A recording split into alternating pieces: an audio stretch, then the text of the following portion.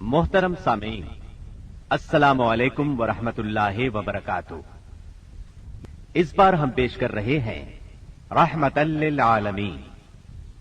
جیسا کہ اللہ تعالیٰ کا ارشاد، نبی کریم صلی اللہ علیہ وسلم بنی نوع انسان کے لیے اللہ کے آخری نبی ہیں، اور آپ پر نازل ہونے والی کتاب قرآن مجید اللہ تعالیٰ کی آخری کتاب ہے۔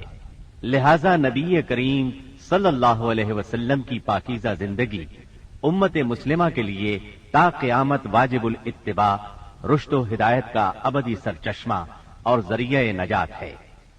لقد كان لكم في رسول الله أسوة حسنة۔ یقیناً رسول اللہ کی زندگی تمہارے لیے بہترین نمونہ ہے، لہذا رحمت للعالمین کی سیرت مطہرہ کا مطالعہ ہر مسلمان کی زندگی کا لازمی حصہ قرار پایا، جس کی تیاری میں قرآن مجید، صحیح احادیث اور مستند سیرت کی کتابوں سے استفادہ کیا گیا ہے۔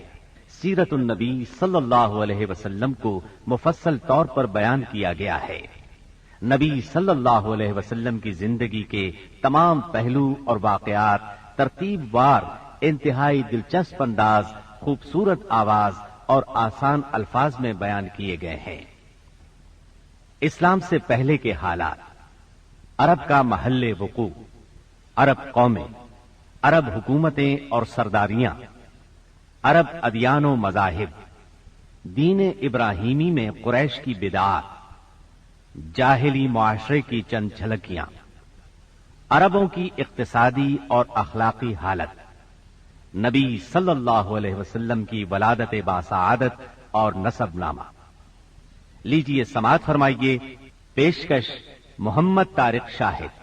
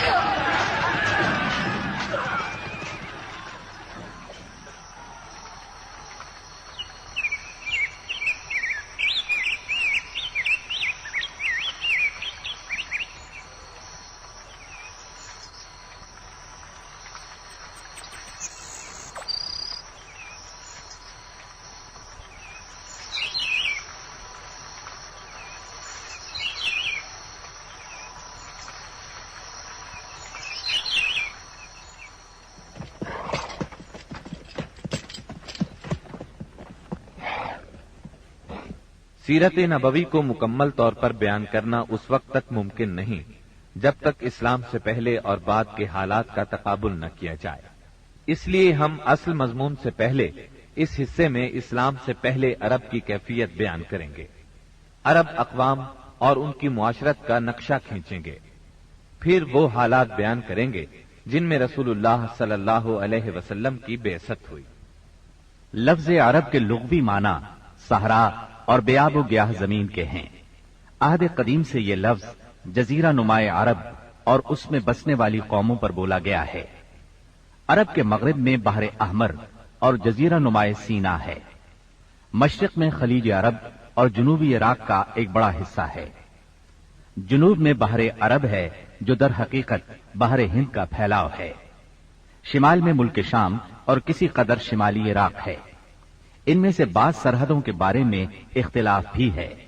کل رقبے کا اندازہ 10 لاکھ سے 13 لاکھ مربع میل تک کیا گیا ہے۔ نسلی اعتبار سے مورخین نے عرب اقوام کی 3 قسمیں قرار دی ہیں۔ نمبر 1، عرب بائدہ، یعنی وہ قدیم عرب قبائل اور قومیں جو بالکل ناپید ہو گئیں اور ان کے متعلق ضروری معلومات بھی دستیاب نہیں، مثلا عاد، سمود، تسم، جدیس، عمالقہ وغیرہ۔ نمبر 2، عرب عاربہ، یعنی وہ عرب قبائل جو یارب بن یشجب بن قحطان کی نسل سے ہیں۔ انہیں قحطانی عرب کہا جاتا ہے۔ نمبر 3، عرب مستعربہ، یعنی وہ قبائل جو سیدنا اسماعیل علیہ السلام کی نسل سے ہیں، انہیں عدنانی عرب کہا جاتا ہے۔ عرب عاربہ یعنی قحطانی عرب کا اصل گہوارہ ملک یمن تھا۔ یہیں ان کے خاندان اور قبیلے مختلف شاخوں میں پھوٹے، پھیلے اور بڑھے۔ ان میں سے 2 قبیلوں نے بہت شہرت حاصل کی، ایک ہمیر جس کی مشہور شاخیں زید الجمہور، قزاع اور سکاسک ہیں، دوسرا کہلان جس کی مشہور شاخیں ہمدان، انمار، مزہج، تے، کندہ، لخم، جزام، ازد، اوس، خزرج اور اولاد جفنا ہیں، جنہوں نے آگے چل کر ملک شام میں بادشاہت قائم کی اور آل غسان کے نام سے مشہور ہوئے۔ عرب مستعربہ کے جد اعلیٰ سیدنا ابراہیم علیہ السلام اصلاً عراق کے ایک شہر اور کے باشندے تھے۔ یہ شہر دریائے فرات کے مغربی ساحل پر کوفے کے قریب واقع تھا۔ اس کی کھدائی کے دوران میں جو کتبے برآمد ہوئے ان سے اس شہر کے متعلق بہت سی تفصیلات منظر عام پر آئی ہیں، اور سیدنا ابراہیم علیہ السلام کے خاندان کی بعض تفصیلات معلوم ہوئی ہیں۔ نیز ملک کے دینی اور اجتماعی حالات بھی سامنے آئے ہیں۔ سیدنا ابراہیم علیہ السلام یہاں سے ہجرت کر کے شہر حران تشریف لے گئے تھے اور پھر وہاں سے فلسطین جا کر اس کو اپنی دعوتی سرگرمیوں کا مرکز بنا لیا، اور دعوت و تبلیغ کے لیے یہیں سے اندرون و بیرون ملک آتے جاتے رہتے تھے۔ ایک بار آپ مصر تشریف لے گئے۔ فرعون نے آپ کی بیوی سیدہ سارہ علیہ السلام کی کیفیت سنی تو بدنیت ہو گیا، انہیں بری نیت سے اپنے دربار میں بلایا، لیکن اللہ نے سیدہ سارہ کی دعا کے نتیجے میں غیبی طور پر فرعون کی ایسی گرفت کی کہ وہ ہاتھ پاؤں مارنے لگا۔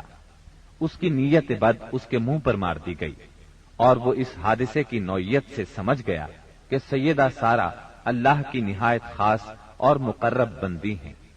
وہ ان کے اس وصف سے اس قدر متاثر ہوا کہ اپنی بیٹی ہاجرہ کو ان کی خدمت میں دے دیا۔ پھر سیدہ سارہ نے سیدہ ہاجرہ کو ابراہیم علیہ السلام کی زوجیت میں دے دیا۔ ابراہیم علیہ السلام ان دونوں کو لے کر فلسطین واپس تشریف لائے۔ پھر اللہ نے سیدہ ہاجرہ کے بطن سے ابراہیم علیہ السلام کو ایک فرزند ارجمن اسماعیل علیہ السلام عطا فرمایا۔ سیدہ سارہ بے اولاد تھیں، اس لیے انہیں بہت غیرت آئی، اور انہوں نے سیدنا ابراہیم علیہ السلام کو مجبور کیا کہ سیدہ ہاجرہ کو ان کے نوزائیدہ بچے سمیت جلا وطن کر دیں۔ حالات نے ایسا رخ اختیار کیا کہ انہیں سیدہ سارہ کی بات ماننا پڑی، اور وہ سیدہ ہاجرہ اور اسماعیل علیہ السلام کو لے کر حجاز تشریف لے گئے۔ وہاں انہیں ایک بے آب و گیاہ وادی میں اتار دیا۔ اسی جگہ آج بیت اللہ ہے، اس وقت نہیں تھا، صرف ٹیلوں کی طرح ابھری ہوئی زمین تھی۔ سیلاب آتا تو دائیں بائیں سے کترا کر نکل جاتا تھا۔ وہیں مسجد حرام کے بالائی حصے میں زمزم کے پاس ایک بہت بڑا درخت تھا۔ آپ نے ان دونوں کو اسی درخت کے پاس چھوڑا تھا۔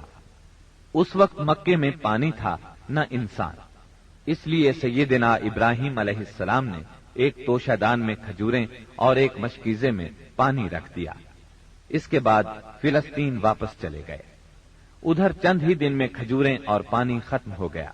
سخت مشکل پیش آئی، مگر اس مشکل وقت میں اللہ کے فضل سے زمزم کا چشمہ پھوٹ پڑا اور ان کے لیے خوراک کا سامان بن گیا۔ اسماعیل علیہ السلام جب جوان ہوئے تو جرہم قبیلے سے عربی سیکھ لی۔ یہ قبیلہ وہاں پانی دیکھ کر آباد ہو گیا تھا۔ اس قبیلے کے لوگ انہیں پسند کرنے لگے تو ان لوگوں نے اپنے خاندان کی ایک خاتون سے ان کی شادی کر دی۔ اسی دوران میں سیدہ ہاجرہ کا انتقال ہو گیا۔ ادھر سیدنا ابراہیم علیہ السلام کو خیال آیا کہ اپنا ترکہ دیکھنا چاہیے، چنانچہ وہ مکہ معظمہ تشریف لے گئے، لیکن سیدنا اسماعیل علیہ السلام سے ملاقات نہ ہوئی۔ بہو سے حالات دریافت کیے، اس نے تنگ دستی کی شکایت کی۔ آپ نے وصیت کی کہ اسماعیل آئیں تو کہنا اپنے دروازے کی چوکھٹ بدل دیں۔ سیدنا اسماعیل علیہ السلام اس وصیت کا مطلب سمجھ گئے۔ انہوں نے بیوی کو طلاق دے دی اور ایک دوسری عورت سے شادی کر لی جو جرہم کے سردار مزاز بن عمرو کی صاحبزادی تھی۔ ان کی دوسری شادی کے بعد ایک بار پھر سیدنا ابراہیم علیہ السلام مکے تشریف لے گئے، مگر اس مرتبہ بھی سیدنا اسماعیل علیہ السلام سے ملاقات نہ ہو سکی۔ بہو سے حال پوچھا تو اس نے اللہ کی حمد و ثنا بیان کی۔ آپ نے وصیت کی کہ اسماعیل اپنے دروازے کی چوکھٹ برقرار رکھیں، اور فلسطین واپس ہو گئے۔ اللہ تعالی نے مزاز کی بیٹی سے اسماعیل علیہ السلام کو 12 بیٹے عطا فرمائے۔ ان 12 بیٹوں سے 12 قبیلے وجود میں آئے اور سب نے مکے ہی میں رہائش اختیار کی۔ ان کے حالات زمانے کی گرد میں دب کر رہ گئے، صرف نابت اور قیدار کی اولاد گمنامی سے محفوظ رہی۔ قیدار بن اسماعیل علیہ السلام کی نسل مکہ معظمہ ہی میں پھیلتی پھولتی رہی، یہاں تک کہ عدنان اور پھر ان کے بیٹے معد کا زمانہ آ گیا۔ عدنانی عرب کا سلسلہ نسب صحیح طور پر یہیں تک محفوظ ہے۔ عدنان نبی صلی اللہ علیہ وسلم کے سلسلہ نسب میں 21ویں پشت میں آتے ہیں۔ بہرحال معد کے بیٹے نزار سے کئی خاندان وجود میں آئے۔ دراصل نزار کے 4 بیٹے تھے اور ہر بیٹا ایک بڑے قبیلے کی بنیاد ثابت ہوا۔ چاروں کے نام یہ ہیں: ایاد، انمار، ربیہ اور مزر۔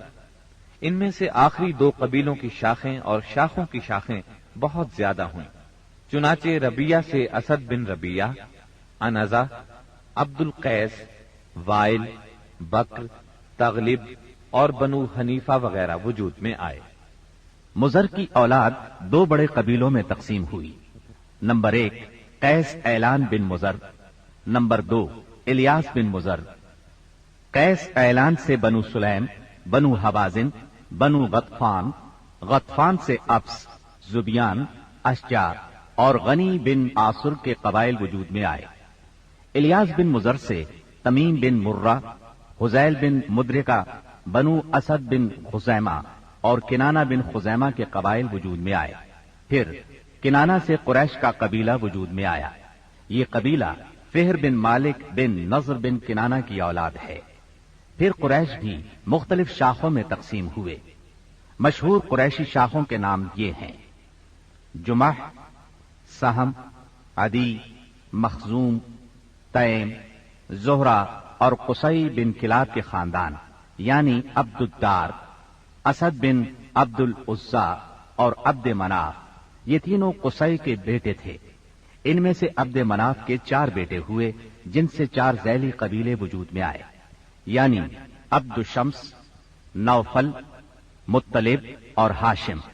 انہی ہاشم کی نسل سے اللہ نے ہمارے نبی کریم صلی اللہ علیہ وسلم کا انتخاب فرمایا۔ ابن عباس رضی اللہ عنہ کا بیان ہے کہ رسول اللہ صلی اللہ علیہ وسلم نے فرمایا، اللہ تعالیٰ نے مخلوق پیدا فرمائی تو مجھے سب سے اچھے گروہ کے اندر رکھا، پھر قبائل کو چنا تو مجھے سب سے اچھے قبیلے کے اندر بنایا، پھر گھرانوں کو چنا تو مجھے سب سے اچھے گھرانے میں بنایا، لہذا میں اپنی ذات کے اعتبار سے بھی سب سے اچھا ہوں اور اپنے گھرانے کے اعتبار سے بھی سب سے بہتر ہوں۔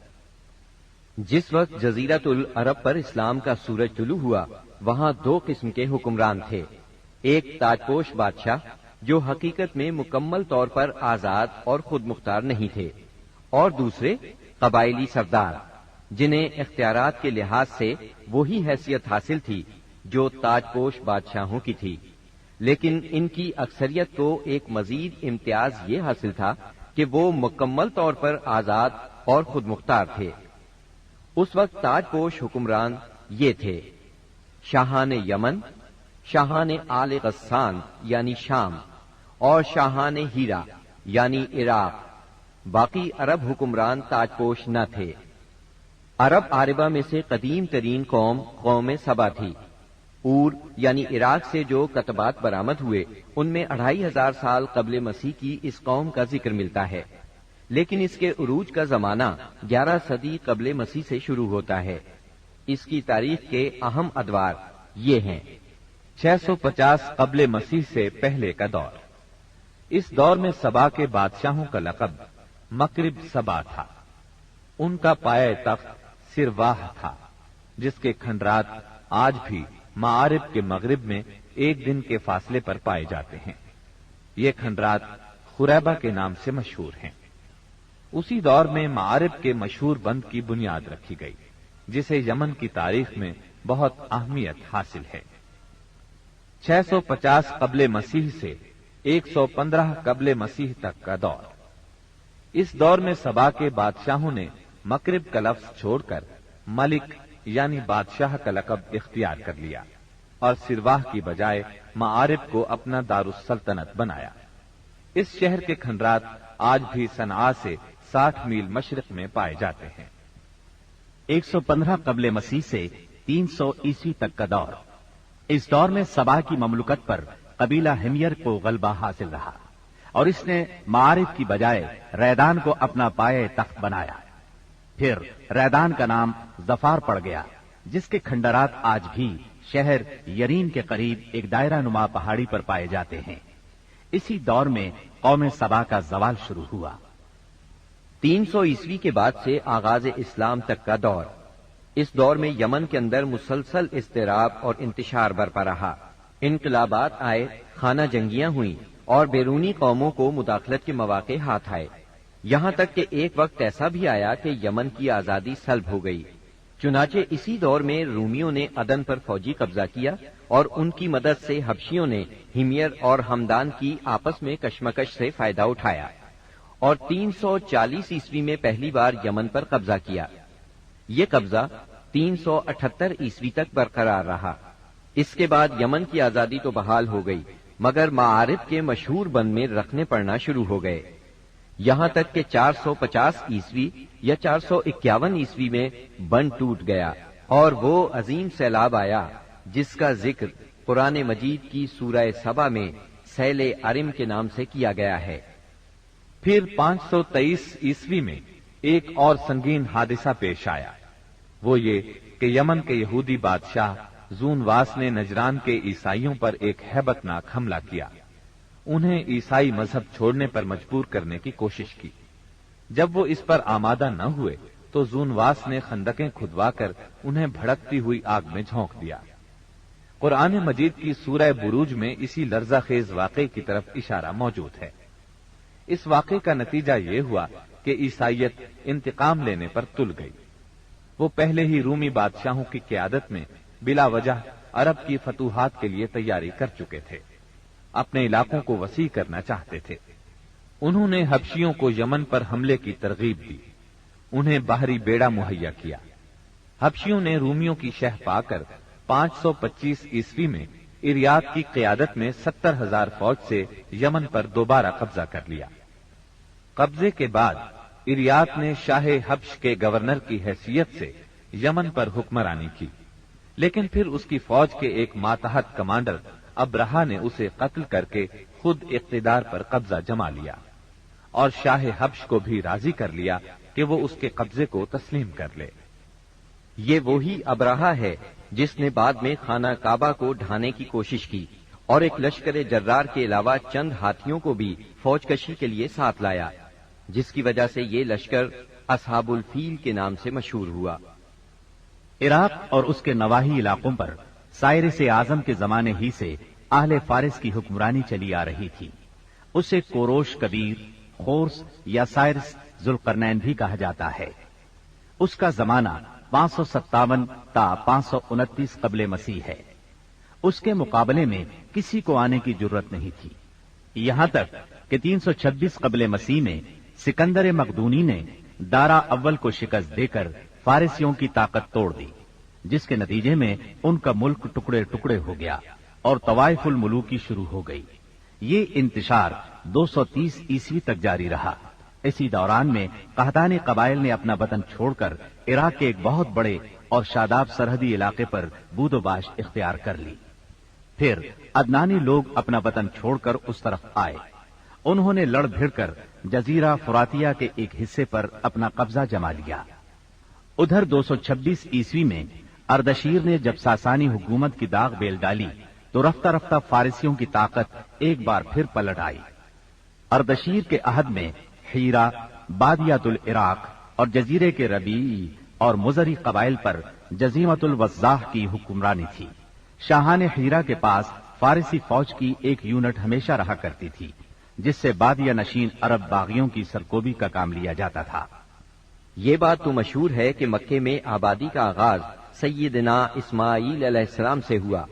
آپ نے 137 سال کی عمر پائی اور تاحیات مکے کے سربراہ اور بیت اللہ کے متولی رہے۔ آپ کے بعد آپ کے دو صاحبزادگان نابت پھر قیدار یا قیدار پھر نابت یکے بعد دیگرے مکے کے والی ہوئے۔ ان کے بعد ان کے نانا مزاز بن عمرو جرہمی نے اقتدار اپنے ہاتھ میں لے لیا۔ اس طرح مکے کی سربراہی بنو جرہم کی طرف منتقل ہو گئی اور ایک مدت تک انہی کے ہاتھ میں رہی۔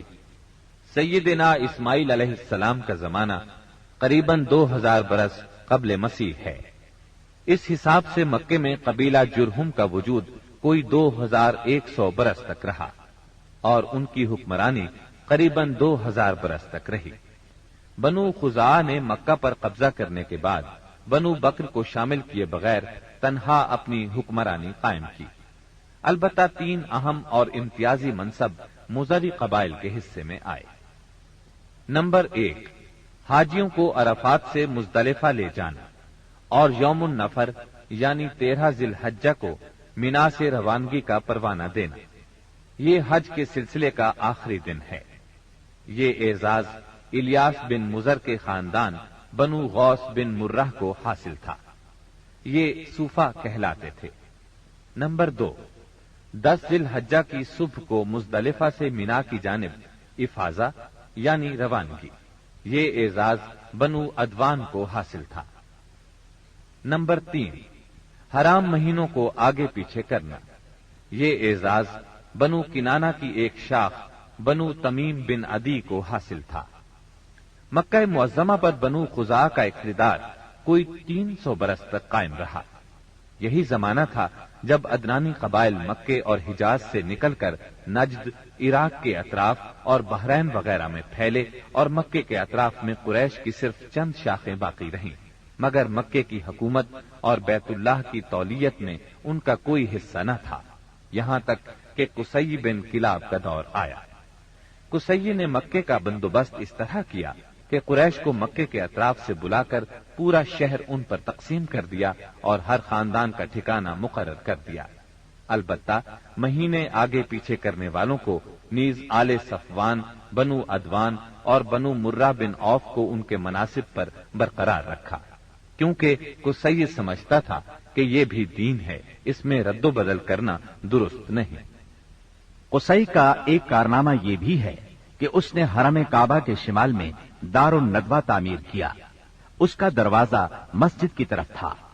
دار الندوہ دراصل قریش کی پارلیمنٹ تھی، جہاں تمام بڑے بڑے اور اہم معاملات کے فیصلے ہوتے تھے۔ قریش پر دار الندوہ کے بڑے احسانات ہیں، کیونکہ یہ ان کے اتحاد کا ضامن تھا اور یہیں ان کے الجھے ہوئے مسائل احسن طریقے سے طے ہوتے تھے۔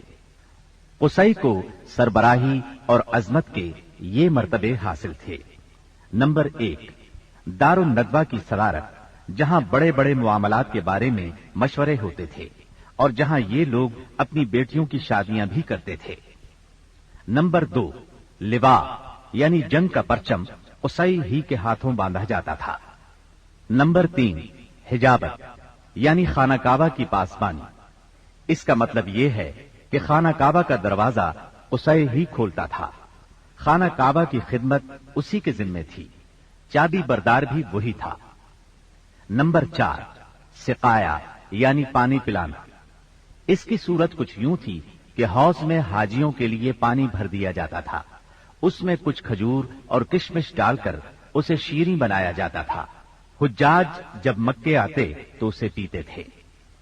نمبر 5، رفادہ یعنی حاجیوں کی میزبانی۔ حاجیوں کے لیے بطور ضیافت کھانا تیار کیا جاتا تھا۔ اس مقصد کے لیے قصی نے قریش پر ایک خاص رقم مقرر کر رکھی تھی۔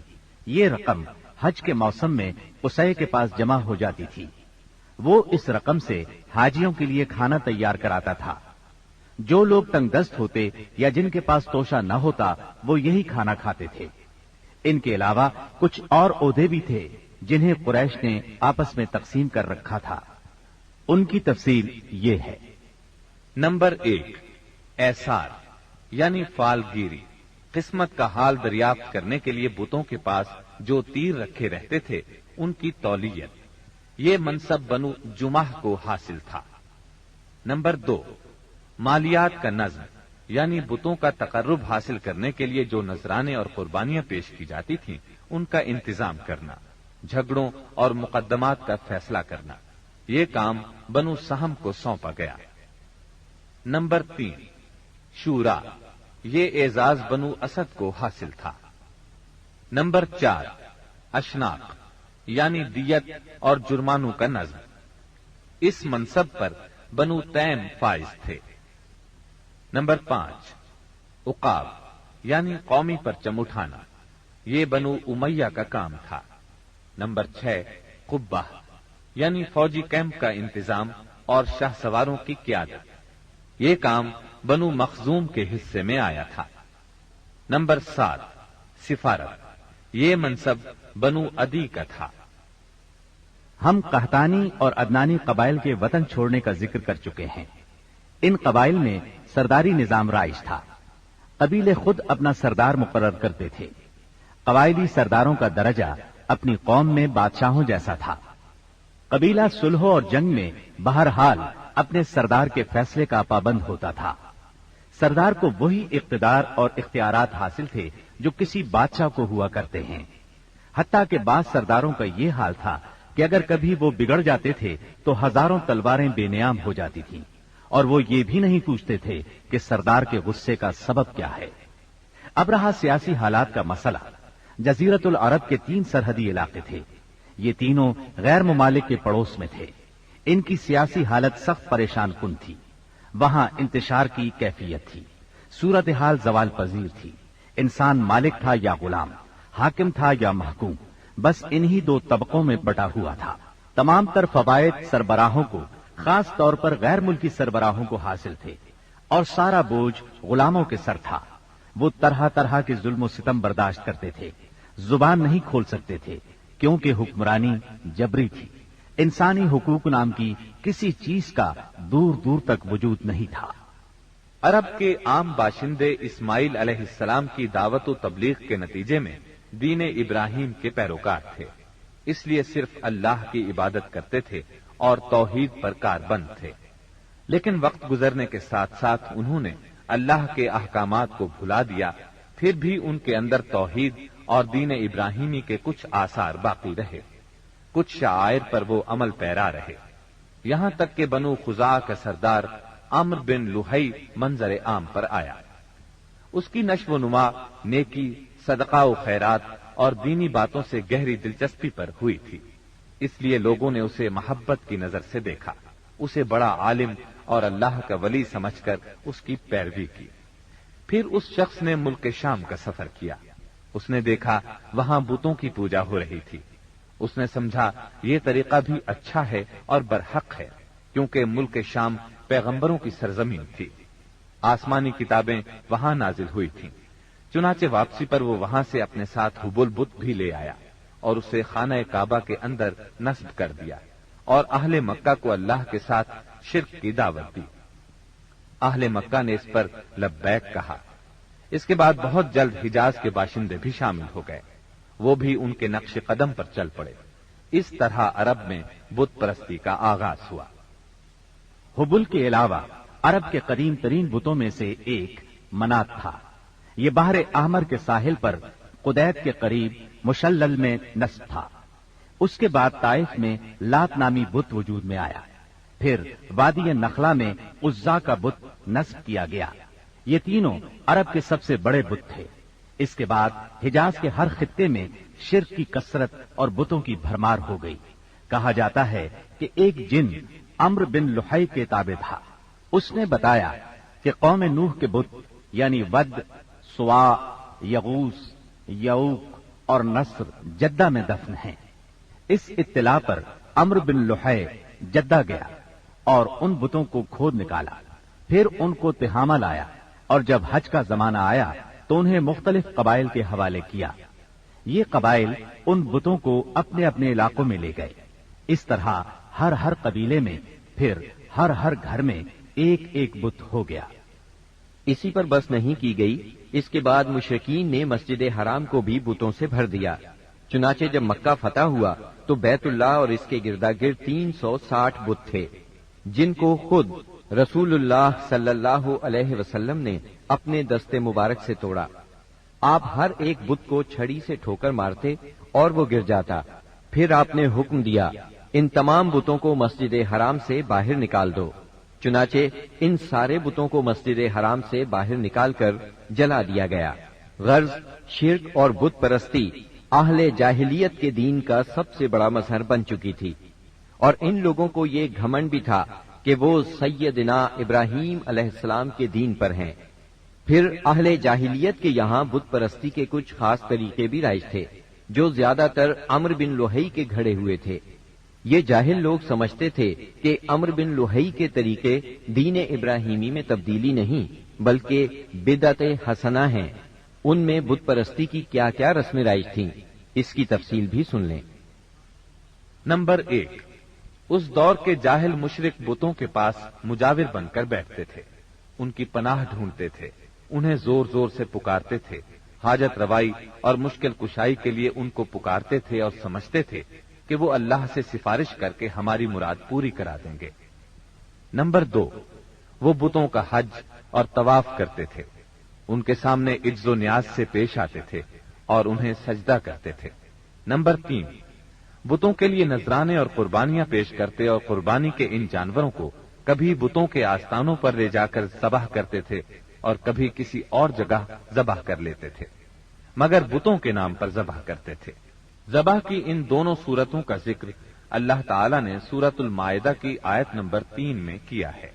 وَمَا ذُبِحَ عَلَى النُّصُبِ، یعنی وہ جانور بھی حرام ہیں جو آستانوں پر ذبح کیے گئے ہوں.